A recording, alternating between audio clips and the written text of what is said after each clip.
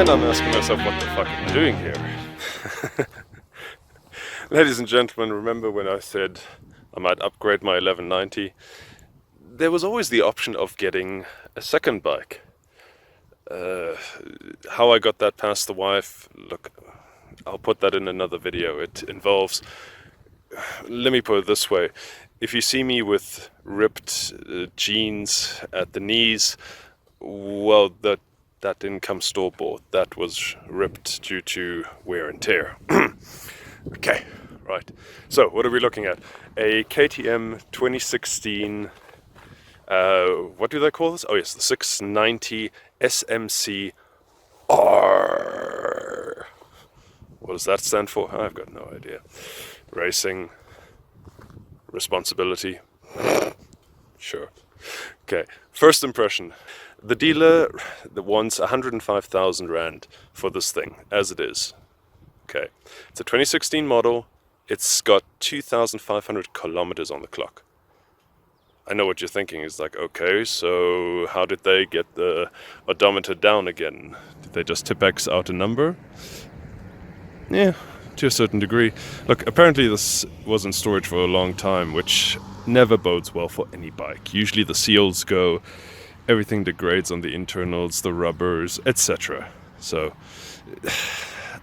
I don't know. Okay, taking it off the floor, I was immediately hit how good the brake was and how little friction there is on the seat.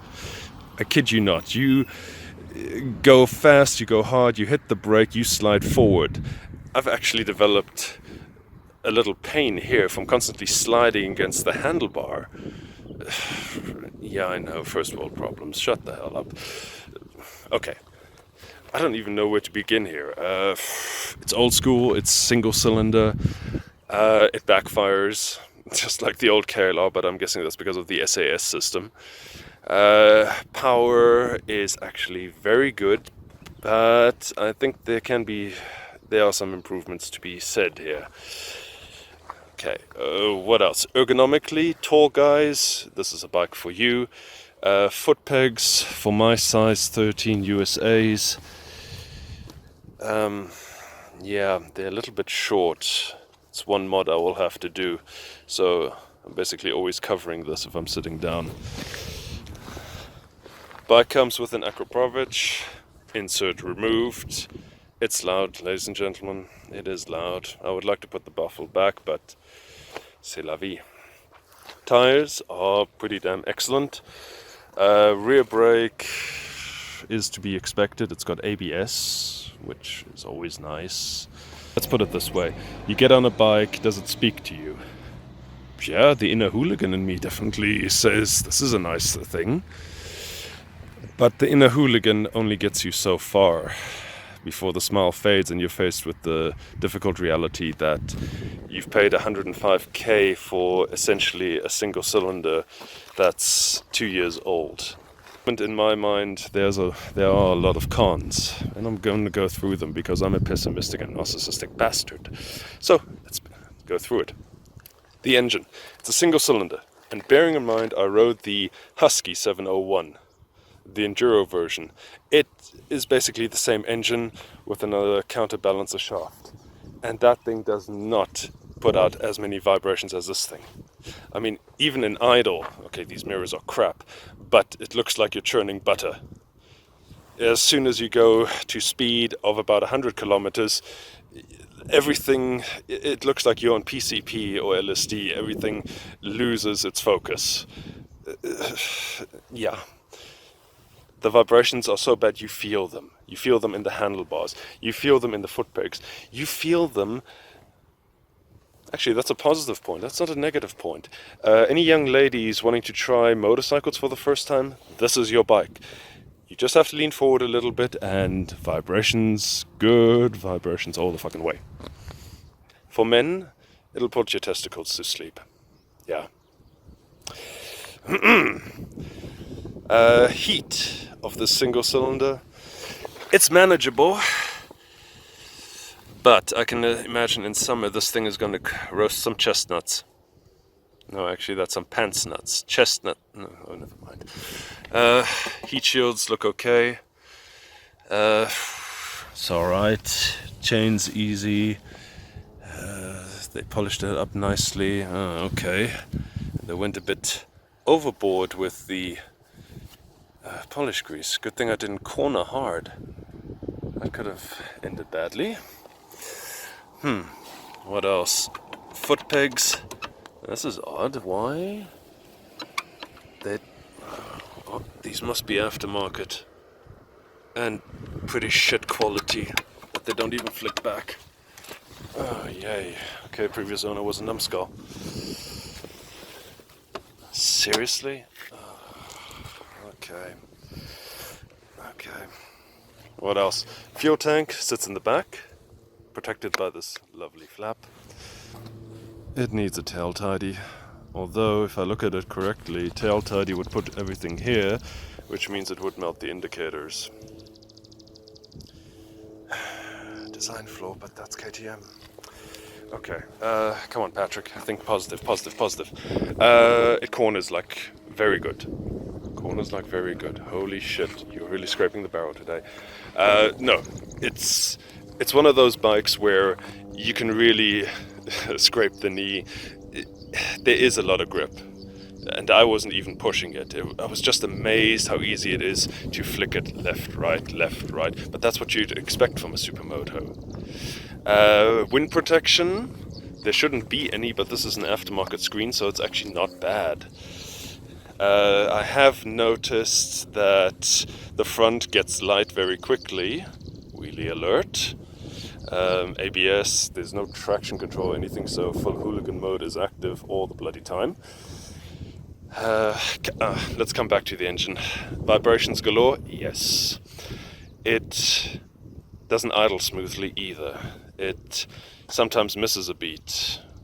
Actually, then it's got something in common with my heart.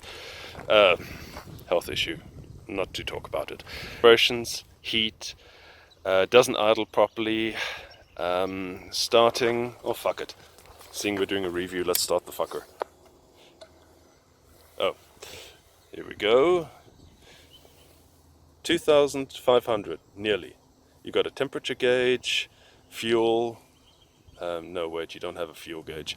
You have a warning light for fuel. You can turn off ABS, neutral light. Doesn't tell you which gear you're in, so you have to work a little bit. Remember, this is single cylinder, this is very rudimentary.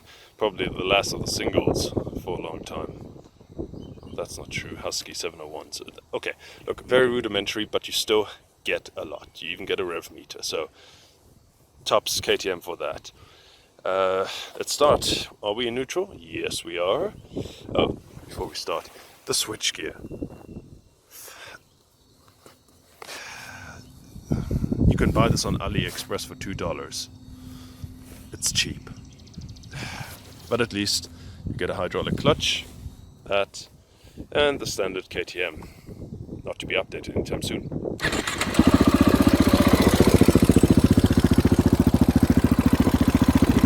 Oh, it certainly blows your hair back. Let's see how the sound transmits.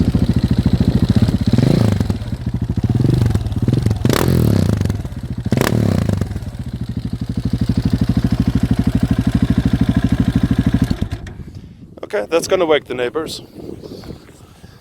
So sound-wise, very good. But it's a single, what did you expect? Still on the topic of engine, shifting through the gears, if you are, well, you don't know which gear you're in and you still give it power, she will complain. She will chug like a tractor, but she'll claw herself upwards. So, tips there. Again, I'm sorry guys, I can't not mention the Husky because it was just more refined. It spoke to me better than this thing. The Husky is a beautiful young Swede model, okay? And this is Claudia Schiffer. Yeah, the current one, you know, what am I trying to say? Look, this thing was pretty damn good in its day, but it's been surpassed by younger, more talented models. Fuck, I'm gonna get a lot of hate mail on this channel for that. Wait a minute, all my viewers are not old enough to remember Claudio Schiffer, so what the hell am I talking about? Yeah, anyway, that is my opinion. Would I go for this bike? If I get a good deal for it. Mods, let's talk mods. First things that need to be replaced. These fucking mirrors. These grips. This one's okay, that one is already torn. For 2,500 kilometers already torn. I don't know if the deal is, I don't know, shit quality, but no. Handguards, barkbusters required. Mirrors I said, screen's okay. Probably have to upgrade the H4 bulb in there. Tires, no complaints there. The brakes are very good. Forks are adjustable. What else would I have to do? Obviously add some protection for here. If you want, you can use bandy clamps or snail bands, whatever you call it, and you just cover that with rubber and you put that over so it doesn't damage. Because remember, these Akropovich slip-ons cost about 12,000 Rand. And that is a hell of a lot of money for a piece of what? Titanium with a bit of carbon fiber? It's a fuckload, all things considered. Foot pegs. Those things are the first. I will throw them through the dealer's window if required. That is shit. No. Even the original KTMs would work, which I still have from my 1190. Side stand, it's okay. You just have to raise. Okay, let's talk about the suspension quickly. Very soft. You sit on it, it goes down into the ground. So you have to stand up to get the side stand down. What else? If this is my bike, I would have the... Excuse me?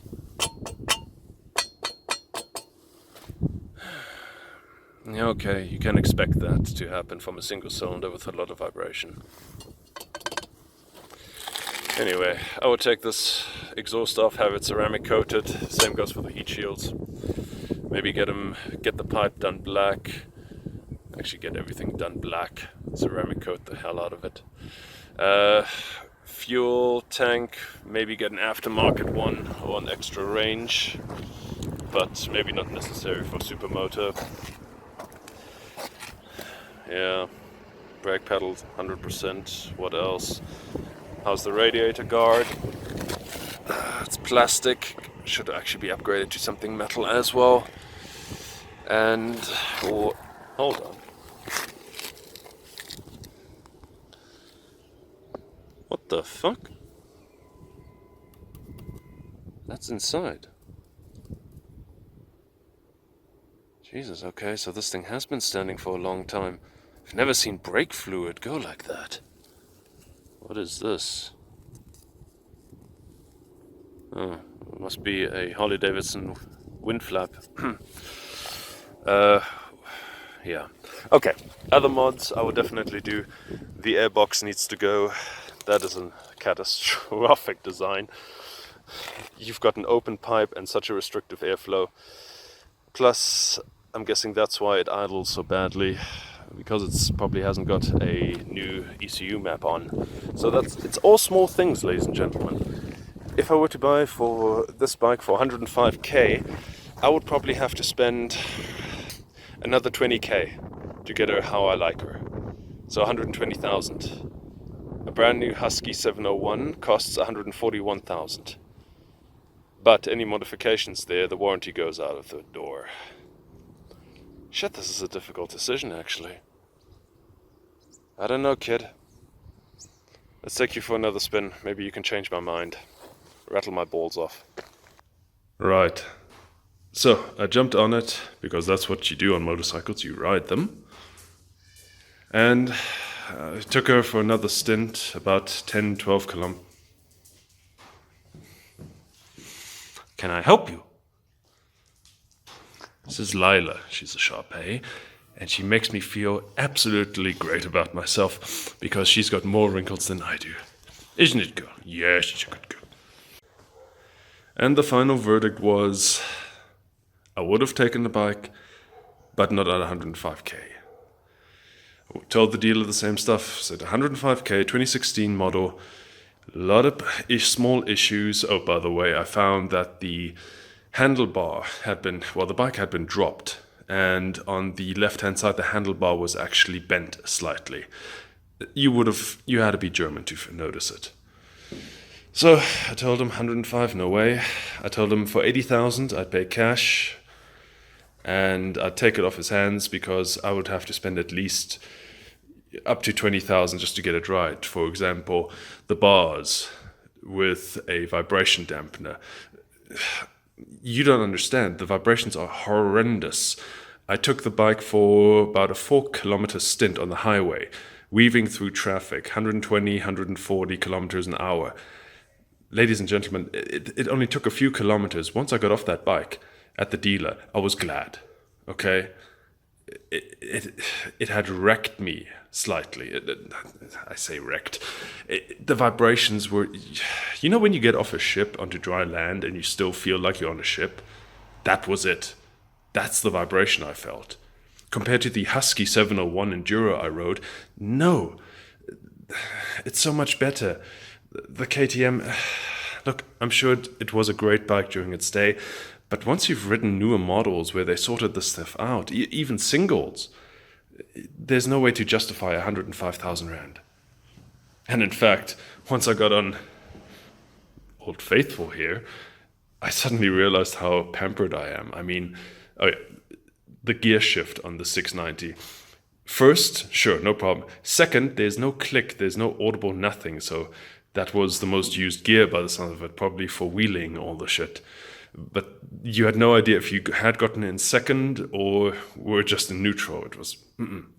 The rest of the gears were just click, click, click, but heavy. The clutch might be a hydraulic Magura, or whatever you call it, but it's heavy. You need muscle on it. That being said, the vibration, yeah. The ECU tune... I mean, the dealer said, look, it hasn't been through our workshop. It's only been clean. Nah, look, guys, you know, a bike must speak to you. You must get off that bike and say, yeah, wow, smile ear to ear. And you're like, The 690, I got off it and, you know, it was like a playground ride. It was fun. It was enjoyable. It was something different. But would I spend every day on it? Would I put down hard money just for that feeling? I would say no. It's not to say it's not a great bike. Yeah, maybe it's me. It's not you, it's me. I'm a pampered ass. So no, 690 might not join my stable. If it'll happen, it'll happen. But personally, I'll wait till I find a 2017 or 2018 701 Husky Supermoto online for sale. And at a good price. And then we can talk again. So, that's my honest review.